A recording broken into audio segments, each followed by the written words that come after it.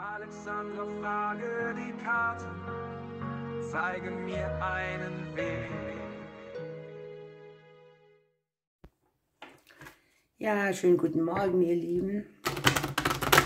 Willkommen zum energetischen Wochenendwetterbericht. Wir schauen einfach mal, was sich hier transformiert, was Impulse sind. Ich mache ein Auswahlorakel. Dann dürft ihr wählen. Wie immer, morgen früh gibt es keins. Dafür gibt es das große Blatt für den Oktober.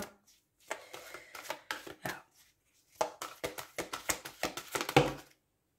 Die Nüchternheit ist wichtig, die ist mir jetzt rausgefallen. Das heißt, wir betrachten nicht vernebelt unsere Situationen, erkennen auf einen klaren Blick, was getan werden muss, darf, soll.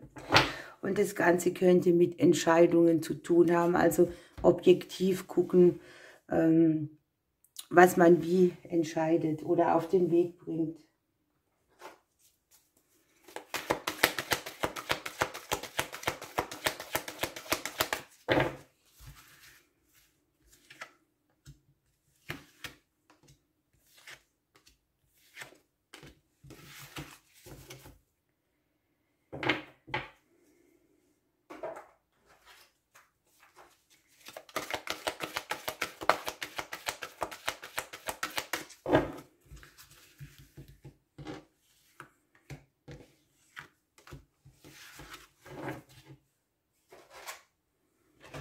Ich hab's gleich.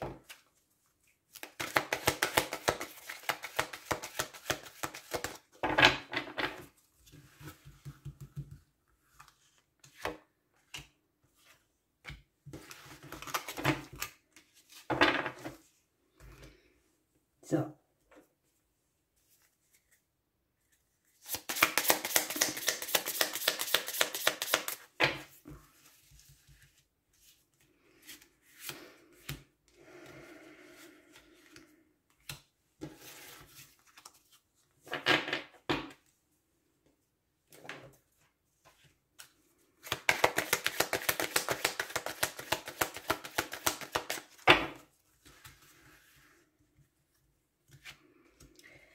Dabei belassen wir es, dann dürft ihr wählen.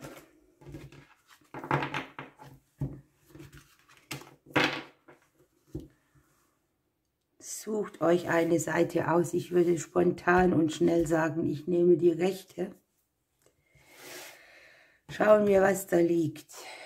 Ändere deine Gedanken und himmlische Zeichen. Ich sage euch gleich mehr.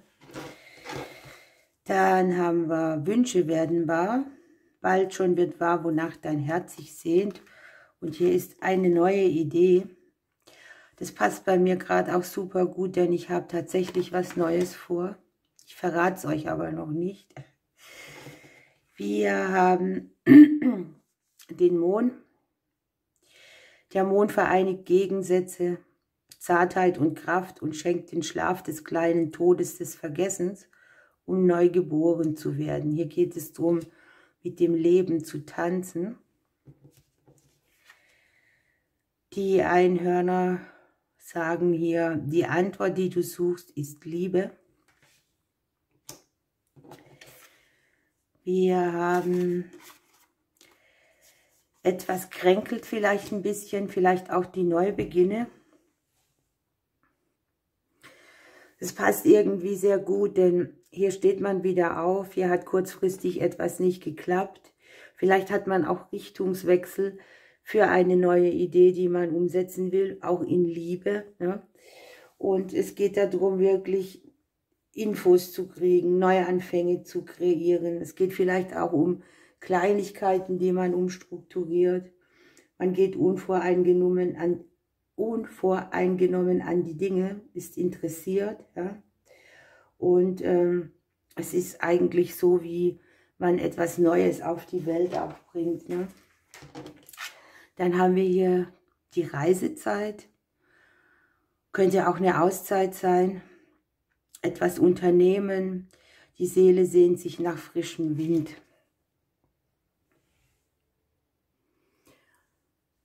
Bei den Gedanken hier passt es, finde ich, auch sehr gut zur Nüchternheit und zu den Entscheidungen, denn hier kann sein, man hat mal etwas entschieden oder eine Entscheidung getroffen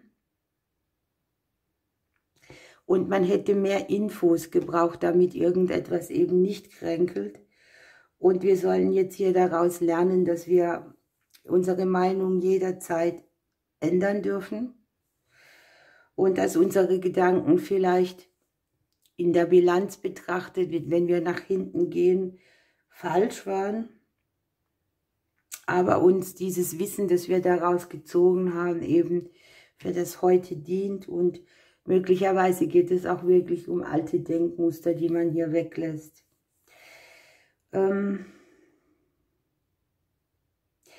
Hier sind auch so Dinge, wo man überall Ja sagt, ne? Obwohl man eigentlich Nein meint. Das gehört hier auch dazu. Also wenn mich jemand einlädt und ich habe an dem Tag keine Lust und ich möchte wirklich nicht hin, dann bleibe ich einfach bei dem Nein. Das ist erlaubt. Dann haben wir die himmlischen Zeichen. Da geht es um die Achtsamkeit. Vielleicht habt ihr Schmetterlinge gesehen, irgendetwas, was ihr als Zeichen deutet. Manchmal sind es Schmetterlinge, manchmal sind es Vögel, Federn, ein Regenbogen. Es können auch Geldstücke sein zum Beispiel oder Musik, die irgendwelche Textzeilen beinhalten. Und da darf man ein bisschen mehr achtsam und nüchtern durch den Alltag gehen, damit wir das wieder mehr wahrnehmen. Und es kann auch sein, dass wir etwas über die Träume gesagt kriegen. Ne? Hier sind auch die erhörten Gebete. Der Himmel schickt ja ein Zeichen, ich habe dich erhört. Das passt schon sehr gut. Mit der Wicke werden ja die Wünsche wahr. Und hier kann man auch Schritt für Schritt große Träume in ein Projekt umsetzen oder hier die neue Idee,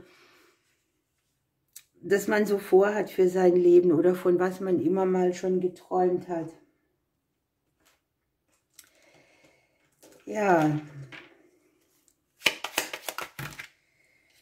man darf jetzt manifestieren und in seine Angelegenheiten investieren.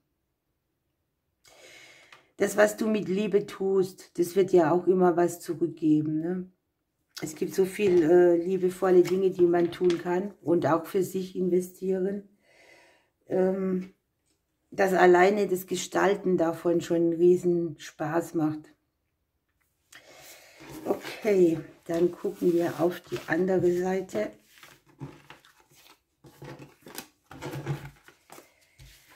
Ihr habt die Hobbys und das Fortgehen.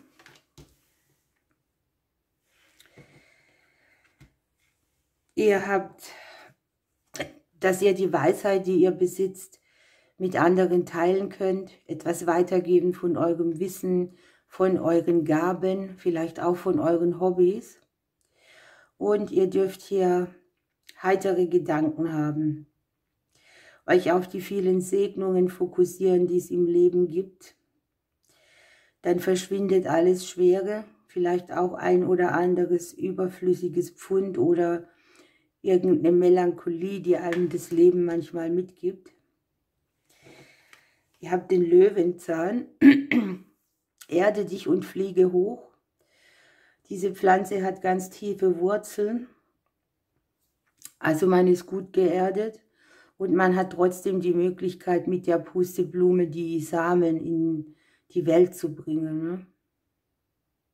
Ist man auch mit den Ahnen sehr tief verwurzelt.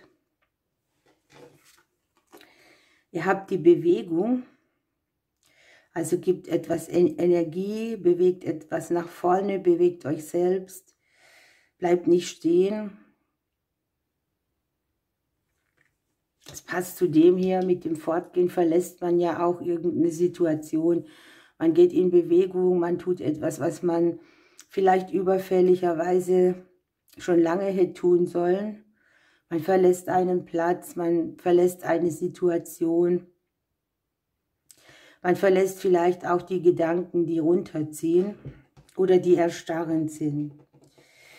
Ihr habt hier den angenehmen Brief Und die Erwartungen, also ihr dürft hier mit guten Nachrichten rechnen.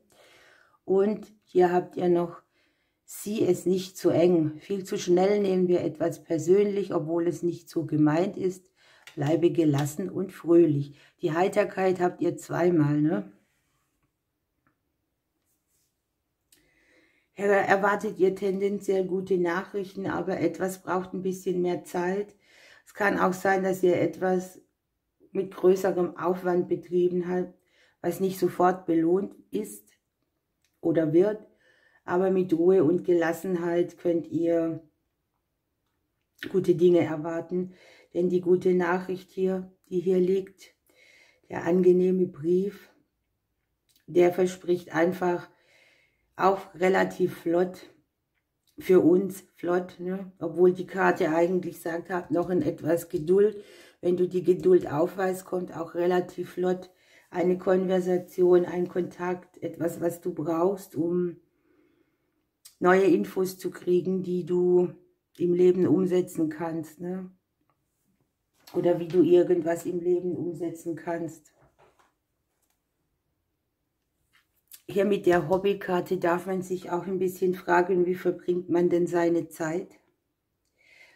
Was tut man, um Stress abzubauen, oder was ist sinnvoll? Wo ist man zu überbeschäftigt oder wo werden auch Hobbys hektisch? Auch das kann sein, wenn man alles und zu viel machen möchte.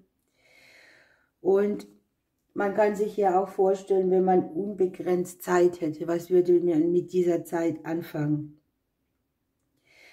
Wie könnte das aussehen? Wie könnte man das gestalten? Für was würde man sich ganz nüchtern betrachtet entscheiden? Aber hier wird auch gesagt, ein Hobby ist ein Ventil, ne? Man kann zum Beispiel auch aus dem Hobby einen Beruf machen oder arbeiten und spielen und leben und alles damit ins Gleichgewicht bringen. Dazu ist es vielleicht nötig, dass man ein bestimmtes Muster verlässt, eine Entscheidung trifft. Natürlich kann ein Hobby auch sein, dass man Wissen weitergibt, sich mit Gleichgesinnten austauscht, Gespräche. Ja, und hier ist irgendwas nötig, was die Gedanken wieder positiv stimmt. Also ich stricke ja zum Beispiel und immer wenn etwas fertig ist, dann denke ich, wow, das hast du wieder geschafft, ne? In letzter Zeit komme ich nicht so dazu, aber das könnte so eine Aufforderung sein. So, dann haben wir hier jetzt noch, ihr könnt aufatmen in einer gewissen Situation und irgendwo ist auch ein Geschenk für euch unterwegs, vielleicht auch hier doppelt, ne? In freudiger Erwartung auf eine gute Nachricht schauen. Ihr Lieben, ich wünsche euch jetzt ein schönes Wochenende. Morgen früh denkt, was heißt denkt dran, das kommt ja automatisch, kommt das große Blatt für den Oktober. Ich drücke euch und bis bald.